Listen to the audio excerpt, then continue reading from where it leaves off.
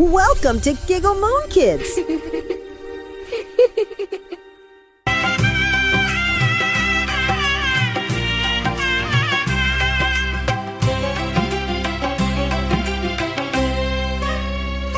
రామాపురం అనే గ్రామంలో రామయ్య అనే రైతు ఉండేవాడు. అతనికి ఒక ఆవు ఉండేది. అది ఎంతో సత్యనిష్ఠ కలిగి ఉండేది. ఒకరోజు అడవిలో ఆవు ఒంటరిగా మేత మేస్తోంది. అంతలో ఆహారం కోసం పులి అటుగా వచ్చింది. ఆ పులి ఆవు మీదికి దూకబోయింది. అప్పుడు ఆవు పులితో, పులి రాజా కొంచెం ఆగు, ఇంటి దగ్గర నాకొక బిడ్డ ఉంది, నీవు దయ తలిస్తే నా బిడ్డకు పాలు ఇచ్చి వస్తాను. ఆ తరువాత సంతోషంగా నన్ను తిందువు గాని అని దీనంగా ప్రార్థించింది. ఆవు మాటలు విని పులి నవ్వింది. నీ మాటలు నమ్మడానికి నేను వెర్రిదానను కాను అని కోపంగా అంది. అప్పుడు ఆవు, నేను అబద్ధం పలికేదానను కాదు, నేను తప్పక తిరిగి వస్తాను.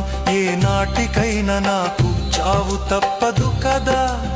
ఆకలితో ఉన్న నీకు ఆహారం అవటం నాకు ఎంతో సంతోషం. కాని నా బాధను నీకు చెప్పుకొన్నాను, దయతో వింటావని ఆశ అన్నది. ఆవు చెప్పిన మాటలు విన్న పులి దయ తలచి సరే వెళ్ళిరా. ఆవు ఆనందంగా ఇంటికి వెళ్ళింది. దూడకు కడుపు నిండా పాలు ఇచ్చింది.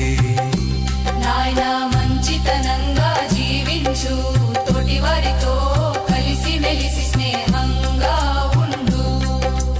ఎప్పుడు అబద్ధాలు చెప్పకు, మంచి పేరు తెచ్చుకో అని ఎన్నో బుద్ధులు చెప్పింది.